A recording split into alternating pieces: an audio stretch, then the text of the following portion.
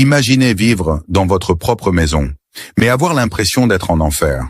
Vous avez un enfant qui se drogue, qui ne vous respecte plus, qui fréquente de mauvaises personnes.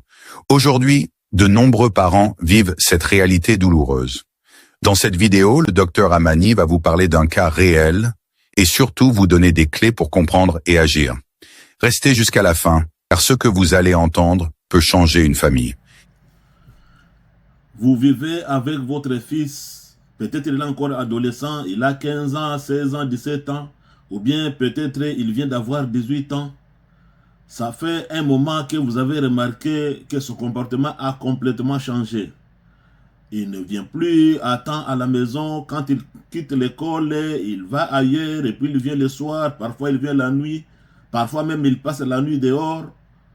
Et puis, vous vous demandez qu'est-ce qui lui arrive. Et puis, vous commencez à lui demander pourquoi vous avez ce comportement. Il vous répond méchamment. Il ne veut même pas vous dire la raison pour laquelle il a changé comme ça. Et puis vous remarquez qu'il commence à avoir un comportement bizarre. Parfois il est joyeux, parfois il est énervé. Vous ne savez pas pourquoi il s'énerve comme ça, pourquoi il crie comme ça. Alors ça vous bouleverse en tant que parent. Dans les débuts, pendant l'adolescence, vous l'avez vu briller, un enfant gentil qui aime ses parents, qui quittait l'école et arrivait à la maison à temps. Et puis vous vous demandez qu'est-ce qui arrive à notre fils. Pourquoi ce grand changement? Pourquoi ce grand changement? Il n'a jamais crié sur vous, il n'a jamais élevé la voix devant vous. Il vous obéissait, il vous respectait. Mais il y a vraiment un grand changement et vous ne comprenez pas ce qui se passe. Parfois il décroche, il ne veut pas aller à l'école. Il fait l'école buissonnière. Vous vous demandez, il fréquente qui lui a conseillé ça, qui sont ses amis, pourquoi il a changé comme ça. Et chaque fois quand il fait ses bêtises, vous criez sur lui, plus ça s'aggrave. Et puis parfois vous lui dites, désormais si vous continuez comme ça, on va fermer la porte et vous allez dormir dehors. Lui il s'en fout. De toute façon parfois il dort dehors, vous ne savez pas là où il dort. Et ça vous frustre, ça devient un problème vraiment majeur. Vous commencez à lui donner des punitions, ne pas lui donner l'argent de poche. Vous faites des choses pour le punir, mais il ne change pas. Il reste dans ses positions. D'ailleurs, ça continue à s'aggraver. Et puis un jour, vous découvrez qu'il commence à se droguer. Vous avez trouvé de la drogue, peut-être dans sa mallette ou bien dans son armoire. Et puis, vous ne comprenez plus. Vous ne comprenez plus pourquoi il commence à se droguer comme ça. Vous vous demandez qui lui a appris ça. Il fréquente quel groupe. Et puis quand vous lui demandez ça, il crie sur vous et puis il ne veut pas vous répondre. Parfois, il claque la porte et puis il s'en va. Et puis vous demandez ce qu'il faut faire. Vous commencez à penser à l'amener peut-être chez des psychiatres. Et quand vous planifiez ça, parfois il s'absente, il ne veut pas même aller chez le psychiatre. Et puis vous demandez s'il faut que nous allions dire à la police. Et si nous allons à la police, nous allons perdre notre enfant puisqu'il sera en prison. Je ne sais pas quelles sont les conditions qu'il va trouver dans la prison. Peut-être ça va s'aggraver plus là-bas puisque dans la prison, il y a beaucoup de drogués dedans. Vous ne savez pas où mettre le pied. Vous ne savez pas quoi faire. Vous allez commencer à prier. Plus vous priez, vous ne trouvez pas de solution. Plus vous priez, il n'y a pas de changement. Et puis vous demandez qu'est-ce que nous allons faire. Des cas comme ça préoccupent beaucoup de parents. Et c'est comme un cauchemar qui entre dans leur famille. Alors, qu'est-ce qu'il faut faire? Qu'est-ce qu'il faut faire dans ces cas-là? Qu'est-ce qu'il faut faire? Je vais vous dire ce qu'il faut faire. Heureusement, par la grâce de Dieu, vous êtes des enfants de Dieu, vous êtes sauvés, vous êtes nés de nouveau et vous avez foi en Dieu. La première chose à faire, c'est de savoir d'où vient ce comportement. Si vous ne savez pas d'où vient ce comportement, quelle que soit la solution que vous allez trouver, ça ne va pas fonctionner. Ce n'est pas en coupant les branches que vous allez résoudre le problème de l'arbre. C'est quand vous déracinez l'arbre que l'arbre ne peut plus pousser, puisque les racines ne sont plus là. C'est là qu'il faut toucher. Donc la première chose à faire, c'est de savoir d'où vient ce comportement. Ça peut avoir beaucoup de sources. Ça peut venir de vous-même, vous, ses parents. Peut-être vous disputez chaque fois, et puis ça le frustre. Et quand ça le frustre comme ça, il n'a pas le courage de vous le dire, il va chercher du réconfort ailleurs. Et là où il va chercher du réconfort, il va trouver des amis drogués, des consorts, et puis ils vont lui dire que pour que tu puisses réussir à surmonter ce que tes parents te font à la maison, commence à te droguer. Quand tu te drogues comme ça, tu es à l'aise, et puis peut-être c'est à cause de ça qu'il commence à se droguer. Il peut y avoir beaucoup de sources. Peut-être il est frustré à l'école. Peut-être à l'école, il est toujours timide, et puis il y a ses copains ou bien ses collègues de classe qui le harcèlent à tout moment. Et puis il n'a pas la force de se défendre, alors il se réfugie dans la drogue. On ne sait jamais. Donc la première chose à faire, c'est de savoir la source de ce comportement. Quand vous avez trouvé la source de ce comportement, c'est à partir de cette source-là, donc la première chose que vous allez faire, c'est chercher à déraciner cette source-là. Ça, c'est la première chose à faire. La deuxième chose à faire, il faut éviter de crier sur lui. Quel que soit ce qu'il fait, il ne faut pas crier sur lui. Il faut lui dire, toi tu es méchant, crier comme ça, pour le dénigrer, ça va le frustrer encore plus. Ça, c'est la deuxième chose à faire. Il ne faut pas crier sur lui. La première chose à faire, c'est trouver la source, la racine de ce comportement-là. Ça vient d'où? La deuxième chose à faire, ce n'est pas crier sur lui. Il ne faut jamais crier sur lui. La troisième chose à faire, il faut éviter à tout prix de le maudire. Ne le dites jamais, tu es un mauvais enfant, tu es maudit, tu es vulgaire, tu ne mérites pas d'être mon enfant. Ne dites jamais ça. Quand un parent lance des malédictions sur son enfant, l'enfant va subir ces malédictions. Pourquoi? Puisque après Dieu au ciel, les dieux de l'enfant sur la terre, c'est ses parents. C'est ses parents. Puisque quand un parent parle à son enfant, soit il les bénit, soit il les maudit. Donc évitez toute forme de malédiction. La quatrième chose à éviter, c'est commencer à raconter le comportement de votre enfant à vos amis, à vos collègues, à vos connaissances.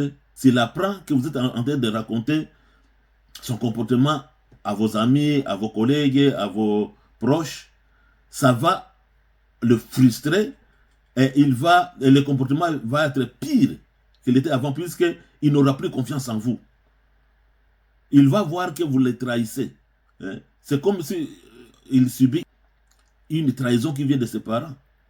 Comment vous devez vous comporter vis-à-vis de lui? La première chose, c'est de l'aimer, de lui montrer que vous l'aimez, de lui montrer votre amour en tant que parent.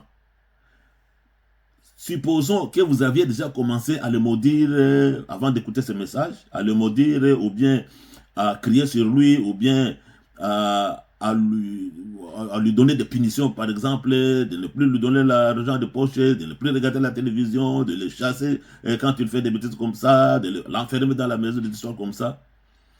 Allez lui demander pardon. Demandez-lui pardon. Dans le pardon que vous allez demander, ne lui demandez pas pardon en lui faisant croire que vous acceptez ce qu'il fait. Non, ce n'est pas ça que je dis.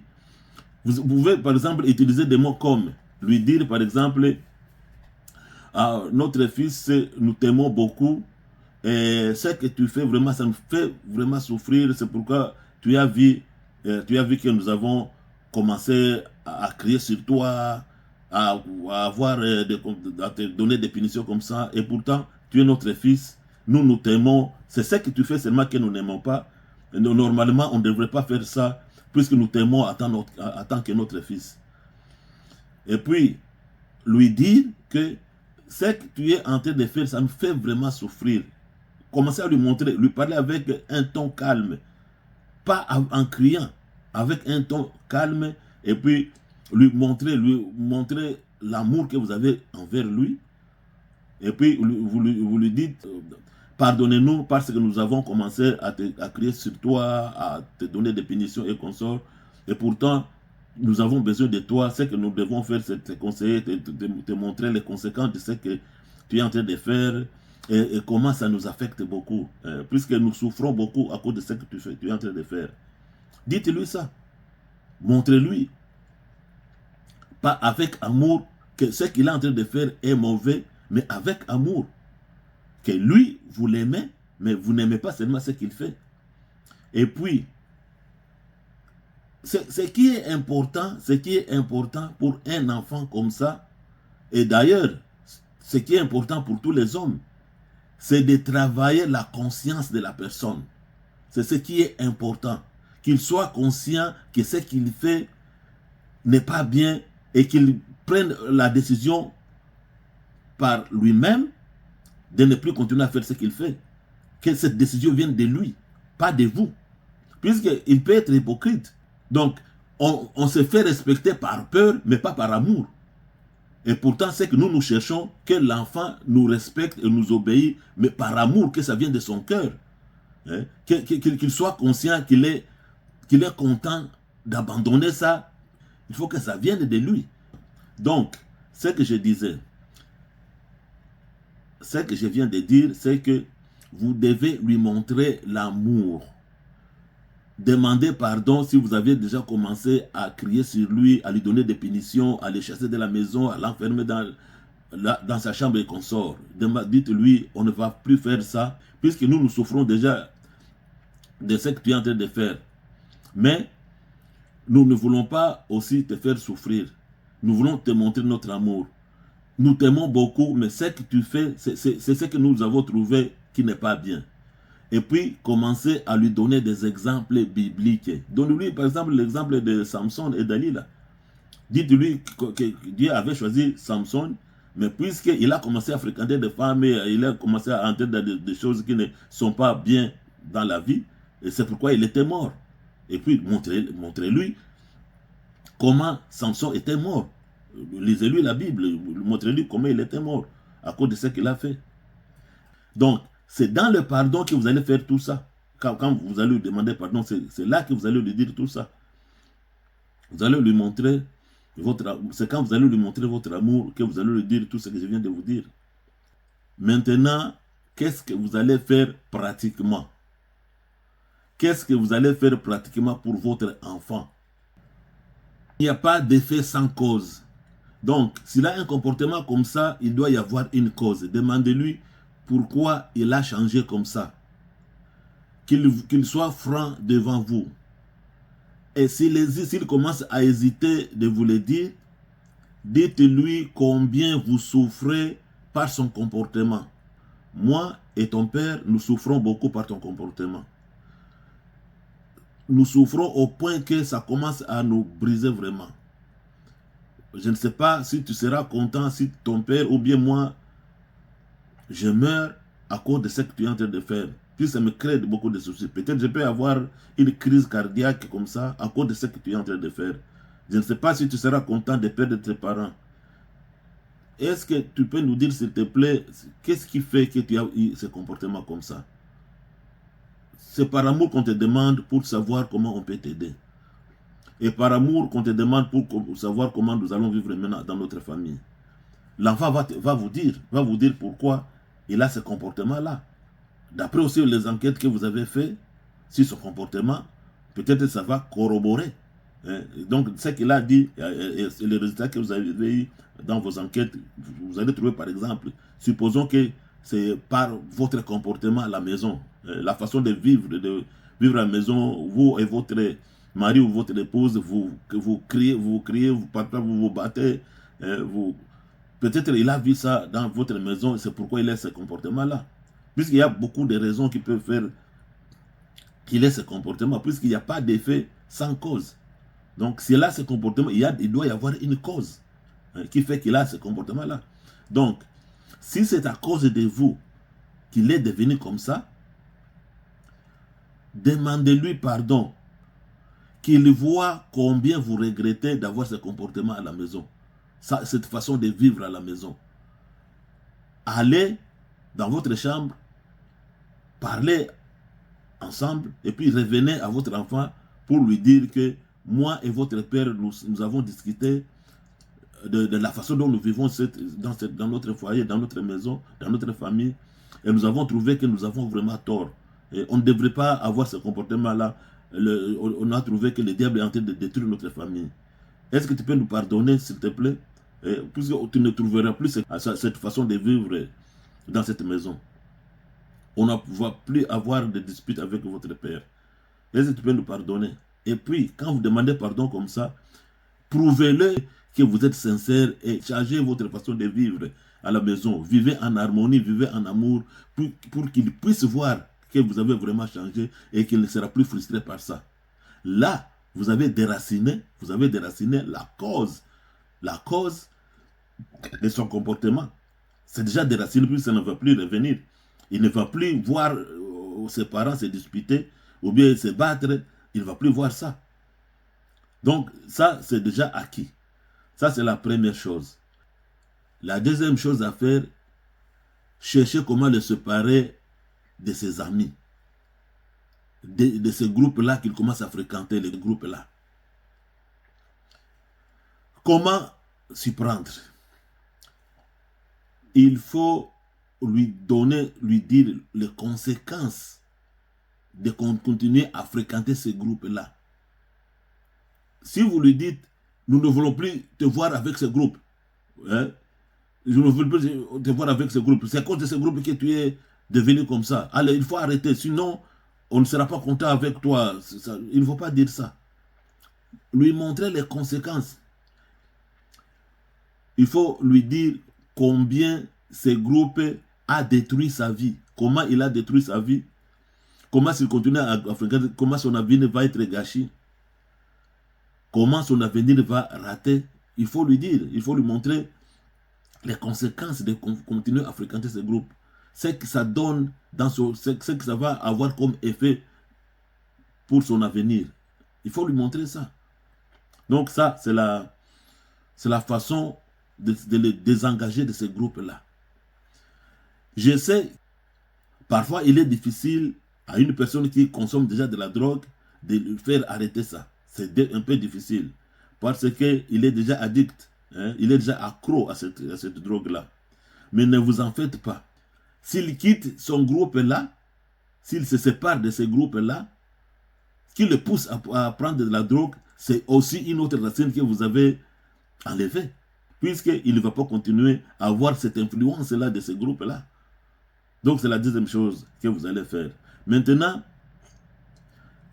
la dernière chose à faire, c'est lui faire stopper de prendre la drogue. Et comment vous allez faire pour qu'il puisse arrêter de prendre la drogue? Comme il n'est plus avec ce groupe, ça sera plus facile. Ça sera plus facile comment? Puisque vous-même, vous allez continuer à le suivre et à l'encourager. Comment vous allez vous y prendre? Vous allez lui dire, nous savons que vous êtes déjà accro à la drogue. Mais la drogue, c'est très facile à abandonner. C'est très facile à abandonner puisque cette drogue continue à détruire ta mémoire, à détruire ta vie, à détruire ton avenir. Nous allons t'aider à te débarrasser de cette drogue. Moi, ce que je vais vous dire ici, ça concerne surtout les gens qui sont sauvés, qui sont nés de nouveau. Dieu est capable de lui faire arrêter cette drogue à cet instant même. Dieu est capable de lui faire arrêter cette drogue à cet instant même. Nous avons beaucoup de témoignages de gens qui ont abandonné la drogue, l'alcool, comme ça, hein, sans qu'il y ait beaucoup d'efforts à faire.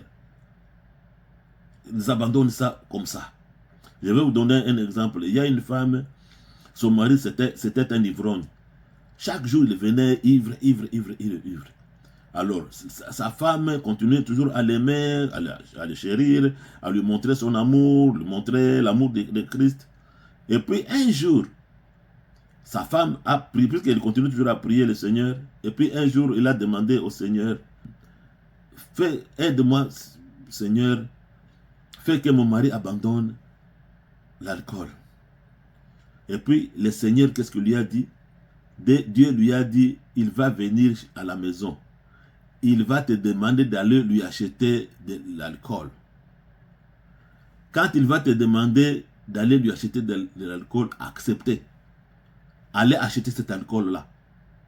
Et c'est ce que sa femme Enfin, la femme a fait.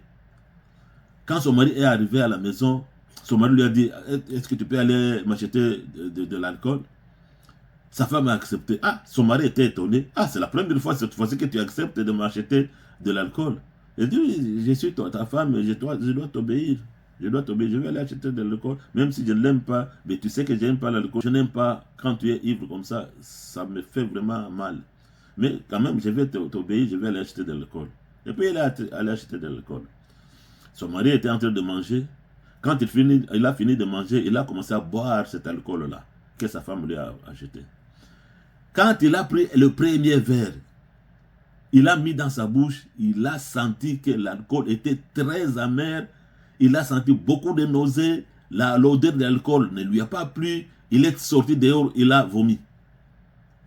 Et puis il a dit, ah, moi je ne savais pas que l'alcool était mauvais comme ça. Moi je ne savais pas, désormais je ne prendrai plus d'alcool. C'est ce qu'il a dit.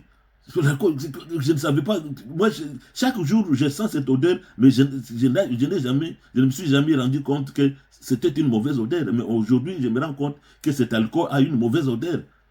Je ne vais même plus sentir cette odeur. Allez, jetez. Et puis, ils ont jeté et l'alcool et tout. Et puis, son mari était délivré. Votre enfant aussi sera délivré. Croyez seulement au Seigneur, continuez à prier et toujours l'encourager. L'encourager, lui dire, ok, vous voyez que vous commencez à évoluer, vous lui donnez des compliments, vous êtes un enfant intelligent, et vous voyez comment vous brillez à l'école, mais avec cette drogue, vous voyez comment ça commence à changer, hein? Vous n'avez plus du courage comme vous aviez avant, mais Dieu va continuer à vous aider à abandonner ça, et comme vous avez aussi la volonté de l'abandonner, nous sommes très très contents, vraiment, nous sommes fiers de vous, de toi. Nous t'aimons beaucoup, nous sommes fiers de toi parce que tu es en train de faire des efforts pour abandonner ça. Et puis ça nous fait vraiment plaisir. Tu es notre enfant, nous t'aimons beaucoup. Et chaque fois quand tu as une réussite, donnez-lui des cadeaux. Cherchez à lui montrer que vous êtes très content. Par exemple, quand vous lui demandez la cause et qu'il vous dise la cause et que vous avez déraciné cette cause, remerciez-lui, donnez-lui des cadeaux si possible. Montrez-lui, faites un geste pour lui montrer que vous êtes content de ce qu'il a fait. Et de cette révélation qu'il vous a donnée. Et puis, quand il va décider de l'abandonner, qu'il a abandonné, encouragez-le, remerciez-le, dites-lui que vraiment il fait plaisir à votre cœur, et vous êtes content, et ça vous donne encore envie de vivre avec lui, tout ça. Dites-lui, donnez-lui des compliments. Chaque fois qu'il y a une réussite, encouragez-le. Et ça va être un exploit. Ça va être un exploit. Donc, c'est ça. Et puis, au fur et à mesure, quand il va abandonner la drogue, c'est fini, vous avez récupéré votre enfant. Sans effort, sans avoir à recourir à des forces. Ça, comme ça, simplement, puisque Dieu fait grâce. Dieu fait grâce. Donc, ce que je vous dis ici, ce n'est pas exhaustif. Pourquoi? Parce que chaque personne a ses réalités. Chaque famille a ses réalités. Ce que je vous ai donné ici, c'est seulement un exemple. Puisqu'il y a toujours plusieurs raisons qui peuvent pousser à un enfant de commencer à prendre de la drogue, de consorts. Que Dieu vous bénisse abondamment. Partagez cette vidéo et donnez aussi des conseils à d'autres personnes qui ne savent pas comment faire. Envoyez-les cette vidéo aux amis, à la famille. Ça va aider d'autres personnes à savoir comment s'y prendre. Que Dieu vous bénisse abondamment au nom de Jésus. Amen.